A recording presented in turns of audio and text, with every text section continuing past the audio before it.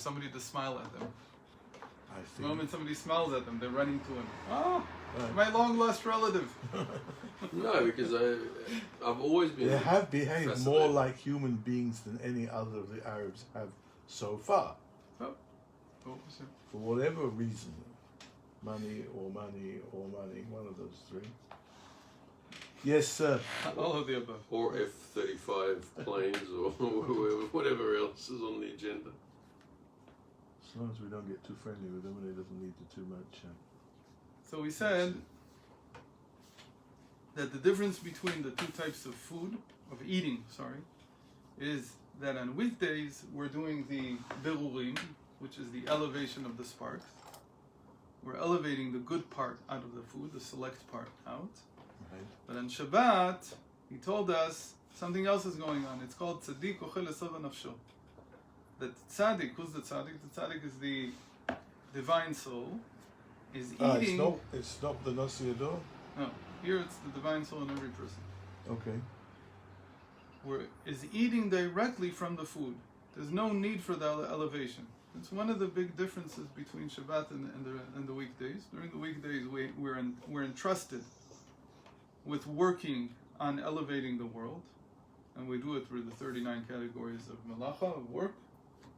And then in Shabbos, we don't do this. So how is the world elevated? So the whole idea is the world is elevated by itself. The moment that Shabbos comes in, the entire world goes up 14 levels.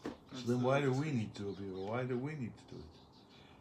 If Shabbos itself elevates the entire world, why do I need to eat this food to go to my nefesh elokis? Because my nefesh elokis is already getting because you're not allowed to fast on Nefesh Shabbos. Elokit now is in your body. Fine, but you're not supposed to fast on Shabbos. So in other words, you are supposed to eat on Shabbos. So you just said that the nefesh elokis gets an aliyah from Shabbos itself. So why do I need to eat the food to give an aliyah? Because the food is at a different level. You can't get this during the rest of the week. We'll explain in a moment. But this type of spirituality that comes, this type of energy that comes from the food on Shabbat is completely different than the type that comes during the weekdays. During the weekdays, what we're doing is we're refining the food, casting away the leftovers, as it were, and taking the select part. And that's a certain level of energy that you receive. That's why it's That's so important. precisely not allowed on Shabbos. Right, that's why it's so important. And you can't do that even on Shabbos. It's not just that it's not allowed. You can't do it. It's a malacha. That's why it's so important to sit at the Farbrengen on Shabbos morning. Because then you're learning Torah and elevating the food, which is double. You don't need to elevate the food. What's the point? The point is the food is already back to its source. We said that the source of the food was higher than man because it was created before man. Right.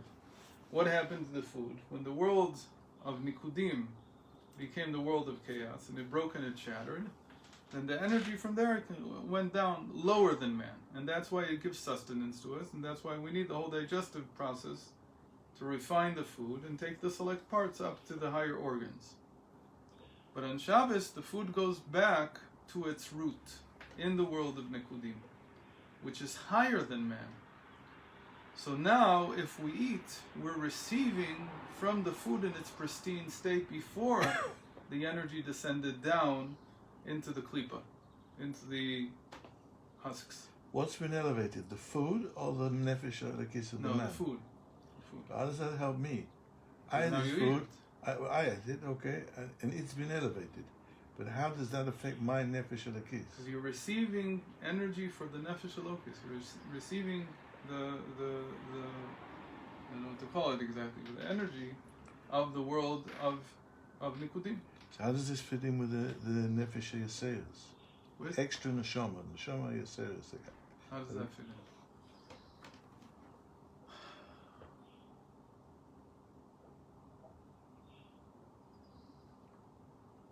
There's a sikha from the Rebbe that I'm not able to reconstruct in my head right now. But I'll get back to you on that tomorrow.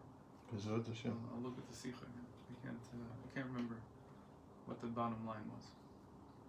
But he discusses that. Okay.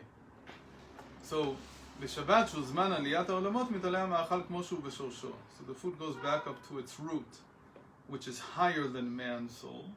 ונמשך ממנו חיות לנפש. And we said yesterday, this is nefesh elokis. You receive sustenance from the food directly to the divine soul. Milemala lemata, from above to below. And this is the secret of the 12 loaves of showbread. And the 12 loaves of bread that we put on our table. According to Rizal, we put on our table. According to the halacha, we only put 2. And that's what it means, that the tzaddik eats to his satiation. Meaning that on Shabbos, you can also understand sova. The word sova means be satiated. But it can also be from the verb meaning 7. Okay? So the sova, so on the 7th day, you receive directly to the nefesh, directly to the divine soul. One is to satiate the divine soul. And the second is ubeten reshaim tuchsar, and the stomach of the wicked is empty. When you're talking about satiating the divine soul, that what satiates it is something that comes from above to below. And the stomach of the wicked is empty. What we're talking about is the animal soul, and what we're talking about is food that is locked into the chitzonim. The chitzonim meaning the lower husks of this world, the lower realms of this world, which is already can be defiled even. And doing so, by eating, we refine it and take out the good part of the food and cast away the leftovers, the excrement. So it's part of the process of tikkun. Right. Eating is part of the process.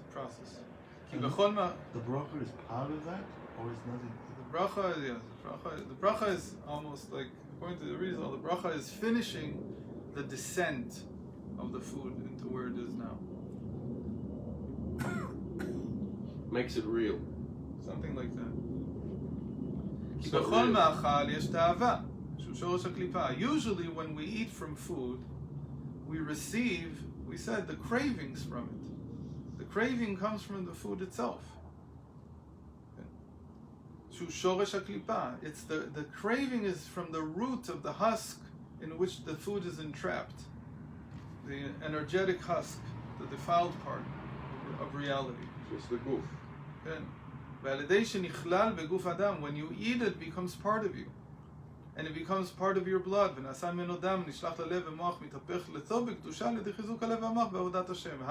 do you combat this? The cravings that you receive when you eat?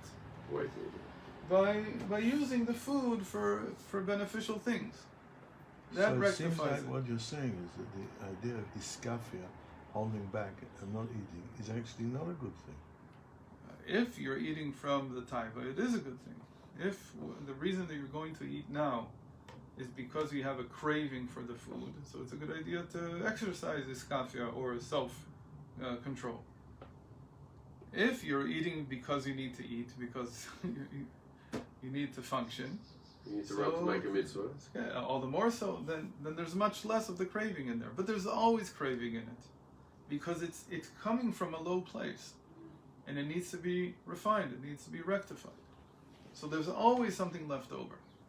Except what he's saying here is that the leftover part, the craving, the not good part of it, the part that causes people to be addicted to food, and so on, all these things that are negative in the food, that is washed out of the body, or washed out of the psyche, if you use the energy from the food to do good things.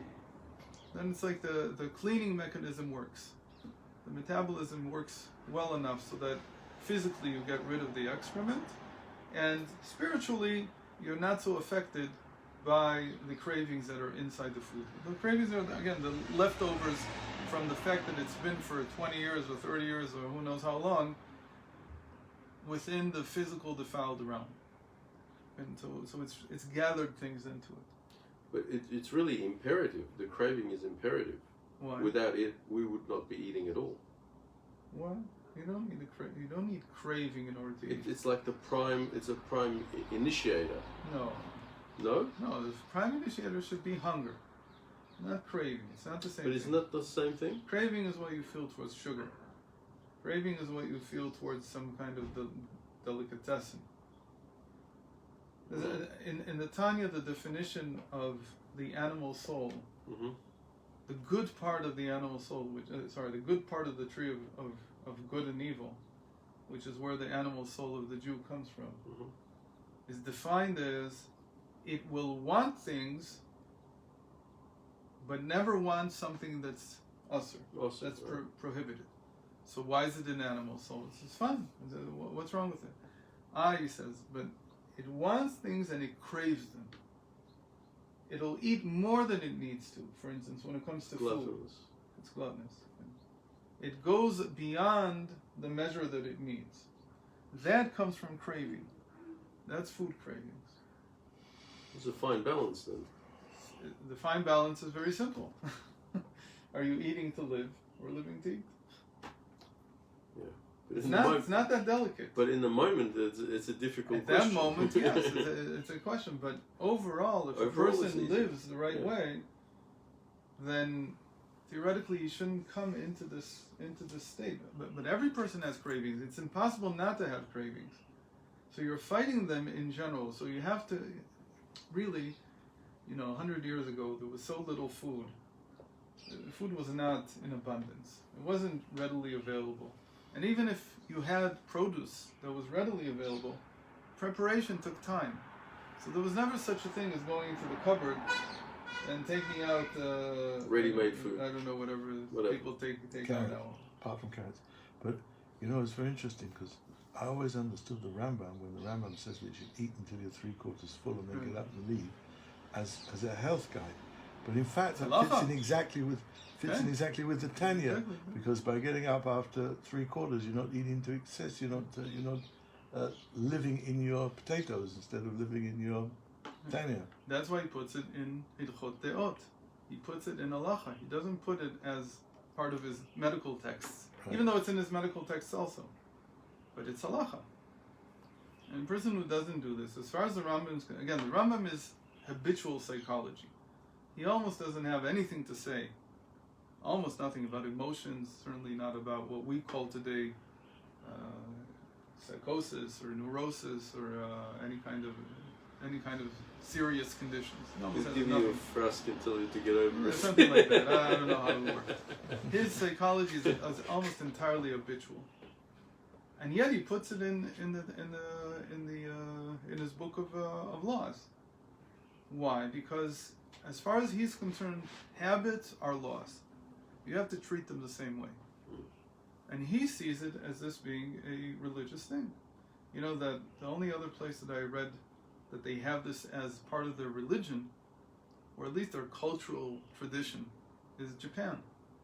They have a name for it, which is what they call, Rambam, by the way, says, I think, 2/3, not 3/4.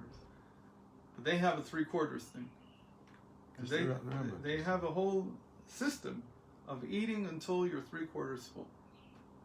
I don't remember what it's called. It's got a name in Japanese. Eat slowly. It's part of it. But it's amazing that we have such abundance, and like everything else, that's one of the tests of this generation. If you had to eat everything with chopsticks, including a steak, you'd also not want to eat. So you can be very. The Chinese. Well, they eat all chopsticks. Yeah, they eat like we eat with chopsticks because it's a cool thing. Really? I don't think they use chopsticks. Koreans eat with. I think they use their fingers. Hands. No, they use their hands. I don't think they use any cutlery. In any case.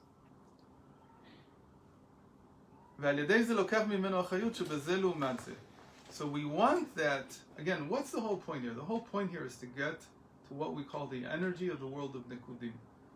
We want that energy. And that energy fell down into our world, into the lower realms of our world. And in our world, the animal and the plant and the mineral is lower than us. But the source of its energy is higher than us. It's from the world of Nikudim, from the world of chaos, as it's called. And we want that. What? Tohu. By the way, it's a little bit unrelated, but it's sort of related. I read in the end of last week's Pasha, Vishnesky says that the world of Tohu was destroyed so that the world of Tikkun could be built upon it What does that mean? Well, a world cannot be destroyed, so that What does language that is mean? not exact. What he means to say is, like we said yesterday, that from the pieces that fell from there, the world of Tikkun was built. But it doesn't mean that that world, that state, doesn't exist. Of course it exists. Not only does it exist, it's what we're dealing with in our psyche. The fact that we feel angst, the fact that we feel broken, the fact that we feel, this is all the world of Torah. Milamata. No, even In when this it's world. there. Even when it's up there? It has angst. The broken is more from below, you're right. But the angst that a person feels, the feeling of being Held back. held back or about to burst, the feeling that, I don't know how to describe it, it's like an existential anxiety that there's so much to do. That is the world of chaos. And every person has that in him. It exists very well and fine right now. What the Arizal is describing is not an ontology. He's not describing this happened, this happened. And even if he was describing an ontology, which is fine also. Let's say that it was, according to the Baal Shem Tov, it's not, but even if he was describing an ontology, it doesn't matter. In the spiritual, there's no such thing as something being eradicated. There's no limitations. And then there's a pasuk that says that from the stomach you inherit godliness. How do you inherit godliness? Those are the what we would call here the energies of the world of chaos that you inherit through the digestive process. And on weekdays we do the whole process of rectification, of refinement. It's drawing from above to below. You're pulling it down. To satiate the divine soul. You're receiving directly from the world of chaos. And again, I don't like this calling it the world of chaos. I try to run away from that because when you say chaos, right away everybody feels Negative. negative. It's not negative. Limitless. It's yeah, right. It's the limitless powers. That's the best way of saying it in a certain sense. That it's beyond the energy that you have here. Kodem shenafal, before it fell down, and that's what he's saying here. On Shabbos, you get to tap into that energy as it was before the shattering of the vessels. She'en bo biro, and there's no need there for refinement, for selection. Now he goes into another little piece here. In the Zohar it says, Peresh shabtechem lo ka'amar. There's a pasuk that says, what's the pasuk? Peresh chageichem.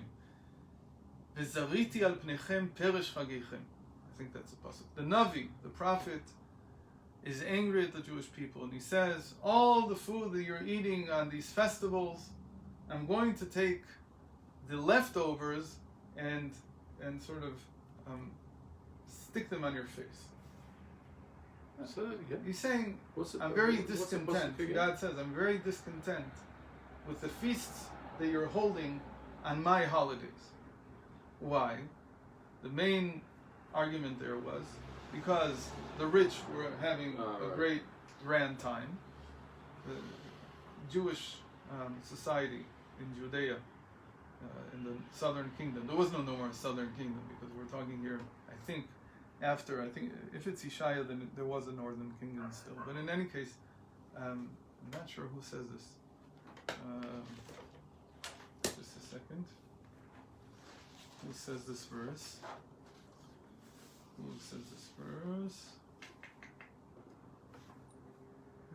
Malachi. No, so we're talking definitely the beginning of the second temple, actually. And even in the beginning of the second temple, there was a state in which the rich enjoyed themselves and had feasts on Yom Tov. So there was no northern kingdom by then. No, we were talking. There was only whoever came from Babylon back to Israel. But there was this division still between the rich and the poor were being ignored. And Hashem says, because of that. That's why they need the Gemach to give people food there. Okay, good. The most important time to give tzedakah is always Erev Yom Tov. In the Arizal it says Erev Sukkos. It's the same thing with Erev Rosh Hashanah. It's the same thing with Erev Pesach and Shavuos. All three Yomim Tovim that we eat, that we have a feast. It's the most important time to give tzedakah. It's just that on Pesach you start doing it from 14 days before, from Rosh Chodesh Nisan, because they need time to prepare the house and so on. There's more work to be done. But in general, always before a Yom Tov is the time to give tzedakah. And here he says, this is exactly the point, that if you don't have poor people over to your Seudah, to your feast, then Hashem is taking the leftovers. You think you're throwing them in the garbage. Hashem is, if you would see yourself spiritually from above to below, you would see that you're walking around with pie on your face, and then a nice portion of, the jelly from the fish, and some, and that's what you look like. Yeah, that's what you look like. That's what God sees you like. Why? Because He didn't invite anybody over to your feast. So Yomim Tovim are for having guests. That's what he explains. But it doesn't say Perish Shabbatchem. It doesn't say that the same thing happens on Shabbos. It's very interesting. We also have a lot of guests on Shabbos. And Shabbos is something else. The fact that you have guests on Shabbos is not because of this Navi. It's for a different reason. You can also give tzedakah before Shabbos. It's not that that's a bad idea. But it's for a different reason altogether. And the Yom Tov was meant to help others enjoy the Yom Tov just as much as you do. Why? Why on Shabbos is it? Because there is no leftovers on Shabbos. That's what it was learned in the Zohar from this. From this pasuk in Malachi, the Zohar learned that on Shabbat there is no leftover. Not talking about physical leftovers. You might have to take a trip to the trash can anyway. But he's talking about there's no spiritual leftovers. Meaning that the process of digestion is different. It's not to refine the food and whatever's left is the excrement, the leftovers that are cast out. But rather you're eating directly from the source of the food, and that's why there's no leftovers. What was that like? That's like eating from the manna. The manna is like eating the food as it is in its source, in the heavens. And again, it's a symbol, not that. אבל האכילה שבשבת, כמו שכתוב בזוהר, פרש שבתכם לא כאמר. It didn't say the leftovers of Shabbos. שמה שנעשה מלמטה למעלה, על ידי בירור כמו בימות החול, יש בו פרש. Whatever is refined from below to above as we do in the weekdays, that has leftovers, that has, I'm not looking for leftovers, I'm looking for the stuff that's not good. How do you say that? What the body rejects. Excrement. I use that, but it sounds. That sounds a bit graphic. That's the last step when it's evacuated.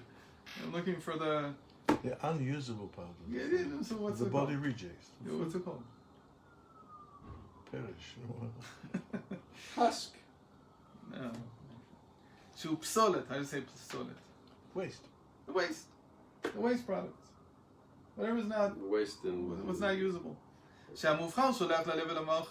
said that the refined part, the select part, goes to the heart and the mind. And the waste goes down into the kishkas, uvnei me'ayin, and into the dakin, into the small intestine, the large intestine. And that's what we call birur, refinement. But in Shabbos, when the energy is coming from above to below, there is no psolet, there is no waste, because the waste came, we said, from the fact that this energy was locked into the klipa for as long as it was. It was locked into the lower realms for as long as it was until we ate it. Because the waste is a byproduct of this realm being under the tree of knowledge of good and evil. So there's always good and evil mixed together in everything. Everything has good and evil mixed together. You can't say one theory, you can't have one svara, you can't have one insight that doesn't also have negative something mixed into it. It doesn't exist. Somebody wants to say, somebody thinks, tomorrow I'm going to be perfect. I'm going to make a schedule. I'm going to do everything it says on the schedule. I'm going to be perfect. It's all going to be perfect. It doesn't exist in this world. That's a completely unrealistic expectation from this world. This world is about refinement. It's about casting away the waste. And we all have to engage in it. There's no running away from it. You can't run away from it. You can't have a perfect life. It doesn't exist. You can't even have a perfect hour. Really, not even a perfect minute or a perfect second.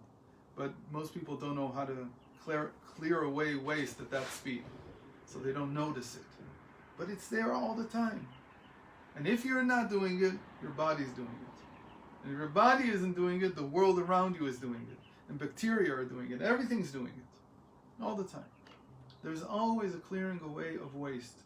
There's always waste here. Because everything is mixed good and evil. That's what it means that Adam ate from the tree of good and evil.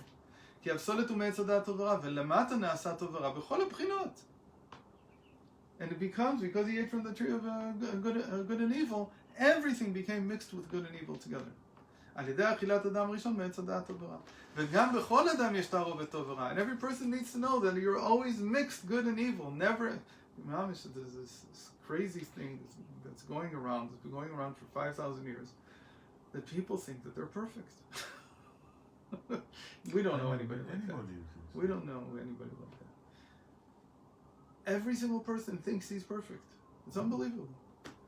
If it wasn't for so-and-so from the outside influencing me, if it wasn't for this, it's in you yourself. It's not my fault. Okay, that's what we mean.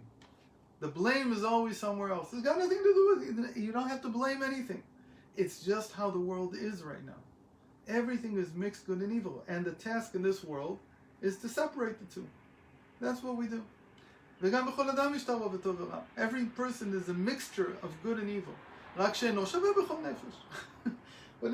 not everybody is the same. There's a person who has more good in him than evil. There's one who has more evil than good. But don't make a mistake to think that there's somebody who has no evil in them. That doesn't exist.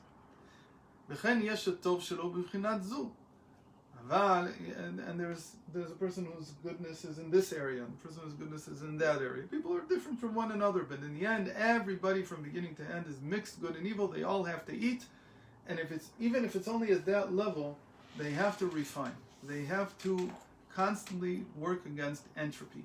So you tell me that there is no such thing as a person who has no good in him? Even a complete Russia also has good? Well, there's no tzaddik without there's no tzaddik without what's the word? No, it's not the topic. Huh? But it's not the topic. I don't want to get into it. Right. There's no tzaddik without sin, so it Aval must be b'Shabbat, but on Shabbos the world elevates back to how it was before Adam ate from the tree of good and evil. אז תתענג על השם למעלה מעץ הדת ולא יגעוך רע כלל. Then you take pleasure in being above, as it were, God, the God that you knew during the weekdays. You're above, Al Hashem. Okay? What does it mean here, Al Hashem? Hashem here stands for this process of rectifying the world. That's what godliness means during the weekdays. A person who's godly during the weekdays is a person who spends his time refining whatever he comes in contact with. It could be himself, it could be others. Hopefully it's more about himself than about others, but it could be about others, or at least making it possible for others to refine themselves. And this is called being lemala me'etz hadat. How is this related, by the way, to the end of Parshas Vayera? Because at the end of Parshas Vayera, it says, last week's Parsha, it said that when Avram took Isaac up to the mountain, to Mount Moriah, ויעקוד את יצחק וישימהו על העצים, ממה על העצים. He put him above the trees. Yeah. So the explanation, we didn't see it because we didn't have time this year. It's in Torah Zohar. It's right here. You can. Where is it? Maybe it is here. Basically, it's alluding to the fact that he shechted him. He really shechted him. No, it's here. Above the Eitz Hadas and about the Eitz. No, so it means that Isaac was elevated. Shechted means he left this realm, and he ascended to being above both trees. Not just it wasn't just in Shabbos above the tree of knowledge of good and evil. He was even above the tree of life. Which means that he had Tias Mason. Which means that he really shifted him. Again, it's a spiritual thing. I understand. Okay, in the Zohar, the way you're saying it is exactly how the Zohar writes it. The Zohar writes that he experienced the reincarnation of the dead. That he was in Gan Eden for 3 years, and then he was recreated. But again, the Zohar is not describing reality necessarily. He's talking about the spiritual state that Yitzchak attained. Whether this actually happened in practice or not, I don't know. And it doesn't it also say That's why when do we say the bracha of Mechayei Mitim? It's the second bracha. Second bracha. That's Yitzchak's bracha. Because Yitzchak is the source of Tchias Mesim. He's the source of the reincarnation of the dead. Because he was taken above both trees. And it's like saying that beyond the work of good and evil, of separating good from evil, there's the work of life. The work of life is something that a lot of people do now. A lot of people have given up on good and evil. And the Rebbe really stressed that a lot, that we finished, in a certain sense, the stress being on separating good from evil. That in people's minds, it's somehow we're now about life. It's no longer about the separate. Like, it's so clear what good and evil is already that everybody knows. There's no question.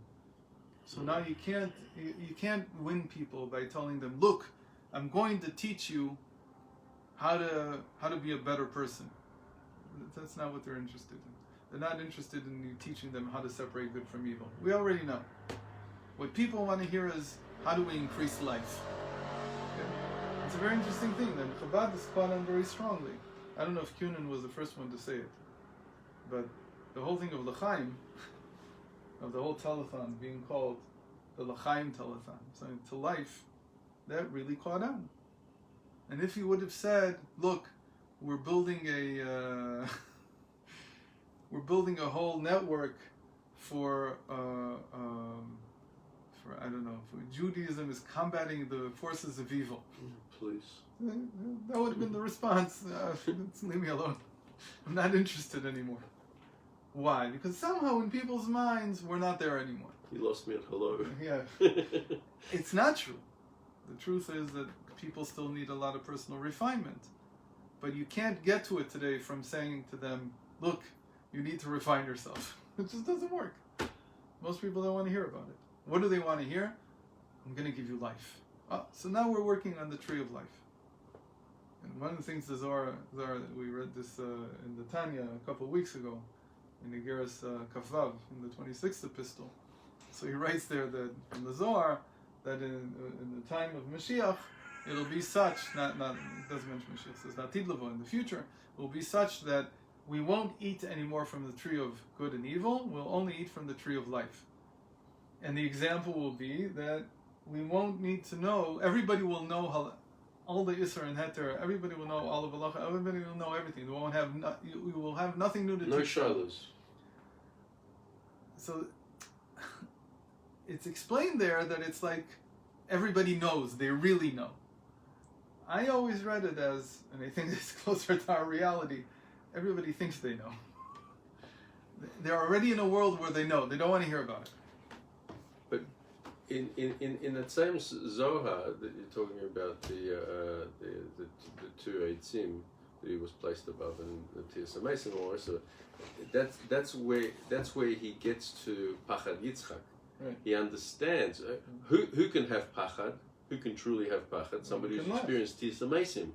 So and he laughs. That's what it means. that the awe will laugh, the fear will laugh. Right. Pachad Yitzchak means the Pachad Yitzchak. That's the ultimate sweetening of all the difficulties in this world. Right. Okay. It's only on the festivals that we have this waste that can be created from the food. Because on Yom Tov you still are allowed to do all of the categories of work that have to do with food. And in general it's called Melechet Ochel Nefesh, the works related to preparing food. ke'afiyah ve'bishul, we're allowed to bake and to cook, obviously with the limitations of not kindling a fire, a new fire anyway, and how you're allowed to cook. There's certain limitations, but in general you can perform most of the categories of work that have to do with preparing food. We're only not allowed to do the things that are far removed from the actual preparation of food, like sowing and tilling the land and so on. That these are far removed. You could have done this 6 months ago. Why are you doing it now? And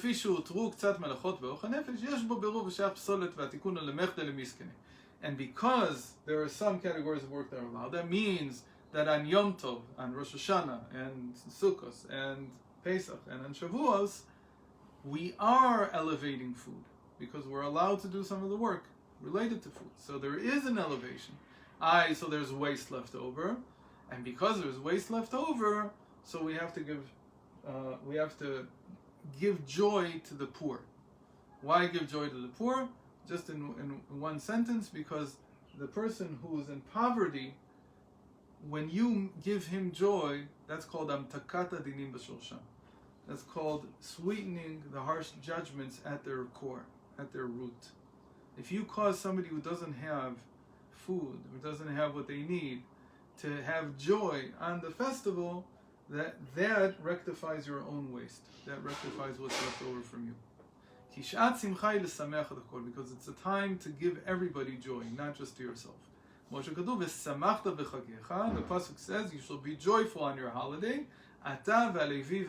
You and the Levi was usually very poor. Don't be a Levi. Or a Cohen. Kohanim weren't poor; they were always very rich. Kohen Gadol was a multi-millionaire. Cohen? The Kohanim were rich, and the Levites were usually poor. Really? Yeah. Ve'ager, and the convert.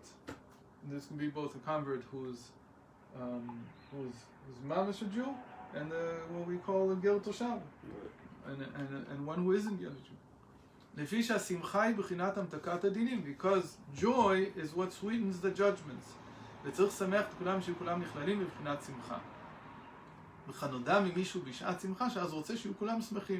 called that simcha poretzet gader.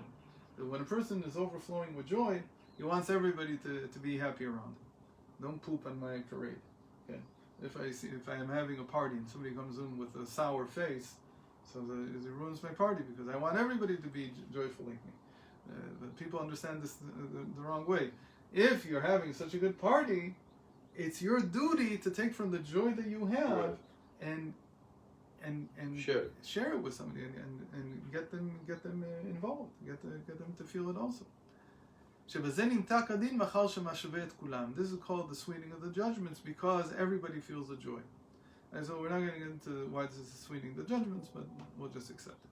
But he who doesn't give to the poor on the Yom Tov, the judgment is not sweetened, and the waste is left over. So Hashem gives him measure for measure. Since you left over leftovers and waste, and you didn't give to the poor, so I'm going to give you my leftover into my waste. All this is on the festivals, on Yom Tov. Even if you don't give to the poor, there's not a great tragedy in this, or not a great punishment. There's still a punishment, but that's for a different reason. It's not because of the waste. Because there is no waste. There's no waste at all. It's only drawing from above, from the world of Nikudim, from the source of the food, taking the energy in its pristine state. It's never been down here. So again, the food is just a placeholder. The food is just a reference point for the energy. So when I eat on the weekdays, or I eat regularly, I'm taking energy from below. And when I take energy from below, I have to be prepared for the refinement process. But when I take energy from above, the food is just a placeholder. You can take from here or from there. So on Shabbos, when I eat, I'm taking it from the higher source. So there I have no waste. There's no waste left over. Meaning there's no need to go through a refinement. Immediately the divine soul is strengthened by this food. Immediately it's transformed into knowledge of God or connection to God. So you need to go. He needs to go. He's So- got that face. So He needs to go. So No, I'm just thinking about what you're saying because I didn't say this. He said it. no. There were two guys. This is very interesting. There were two guys who lived here. Both not alive anymore. One was from California. A guy called David first. And then People from California pass away. a guy called Isn't David that against first. the law in California? They were both very rich. And every Thursday, they used to go together. With all the Olam HaSachot, starting from the, what's it called? The Plaza Hotel and the and they would take all the leftover food and they would give it out to the poor people for Shabbos. It's elevating the sparks, no? Okay. There were people who were starving in Jerusalem. There were people literally starving. They didn't give them, garbage. There was hot chickens and the whole, You got to check what they're eating. really good stuff. There was one of people who ordered tens of thousands of dollars, and it was all just left there. And the hall owners Yeah, should have kissed their feet. there was The only reason they were making money yeah. was because these guys came and took the leftovers and passed them out. It's summer, but it's not. This is this is a real. Should stand them in good stead in Don't Go forget ahead, to take brother. this off. square. Don't forget to take this off. Switches Ah, off. you don't want to. You can go, but It's gonna hold me down. So weekdays Yeah. and Yom Tovim are really Yaakov's days.